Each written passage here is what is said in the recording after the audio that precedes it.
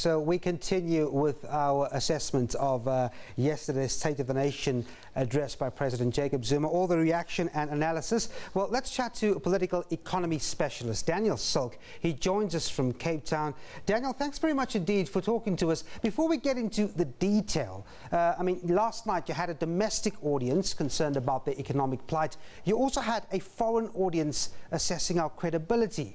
How do you think the president fared on both those fronts? Yeah, this was a very tough job for the president to placate both, and not only that, but also to try and prepare his own party for local government elections in a few months' time.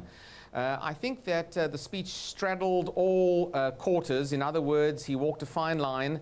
He, I think, did relatively well in itemizing some of the core risks to South Africa, and in fact also providing something of a checklist as to what really needs to be done in very broad brushstrokes terms. I mean, there was very little flesh on the bones of the speech last night, but I think at the very least he will have addressed some of the concerns for the foreign audience, the rating agencies, for South African domestic business. And I think he would have also given perhaps some hope for South Africans that at least the penny has dropped in government, that something has to be done to right the ship of the South African economy that's currently very much on the rocks.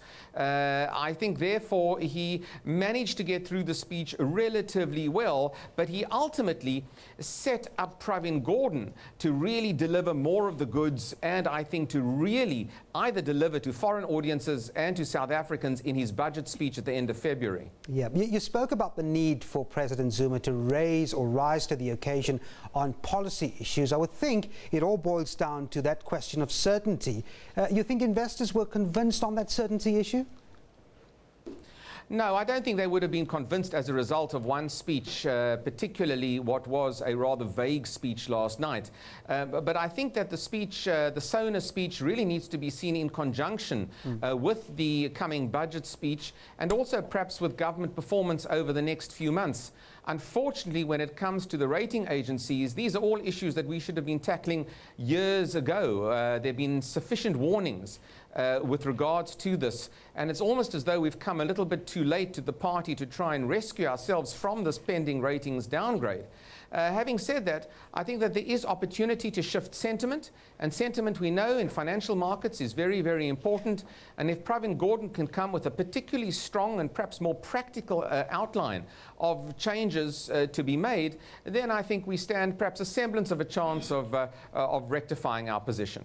And the finance minister indeed will talk about fiscal management. The president last night making two significant remarks, one on nuclear, saying we will only procure at a pace that we can afford. Secondly, this idea of rationalizing or even closing some non-performing state-owned companies.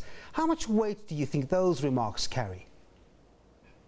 Well, look, those two issues are very important. Certainly on the issue of state-owned enterprises, the more efficient governance needed across the board is something that both domestic and foreign investors are looking for. It also points to a change in emphasis within government, that they will not tolerate a degree of wastage, of poor management. And we'll wait to see if this means that a board or two is going to be reconstituted along the way. On the issue of the nuclear procurement program, what a huge capital outlay that could be. But again, I think we saw the hand of Treasury or the finance minister in the remarks the president made to say that we would only be able to commit ourselves to nuclear in line with what we can afford. And that issue of what we can afford, the affordability of services, and the stress the president played on that, I think was also important in playing and saying the right things to that domestic and foreign investor audience. Daniel, we heard about cuts to overseas trips as far as even catering for government officials are concerned. Do you think we should have heard a little bit more aggressive advice? Let's assume lifestyle audits for some of government officials. And I'm alluding to the fact that perhaps corruption takes a lot of that irregular spending out of government. So you think lifestyle audits could have been mentioned last night? Oh, I think there's a whole host of more practical measures that would have really been more suitable that the president could have introduced. Lifestyle audits, indeed.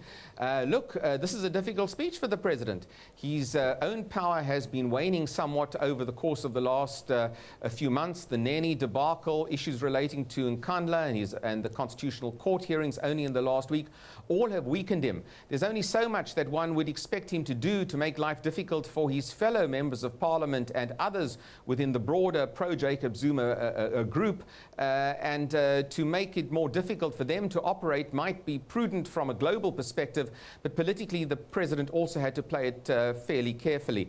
Still, there was not, in broad terms, enough meat on the bones of the entire speech to really show that there'd been fundamental shifts in government thinking. But indeed, there were hints certainly that changes are afoot, and the austerity measures introduced will not go a full way to addressing the problems, but at least they show an indication, I suppose, that government might be serious at last. Problem is, the president's own credibility is somewhat in question with regards to austerity and cost cutting, and this, of course, negatively affects his own message. Well, we're going to leave it there. Analyst Daniel Silke from Cape Town, thanks very much indeed for your time.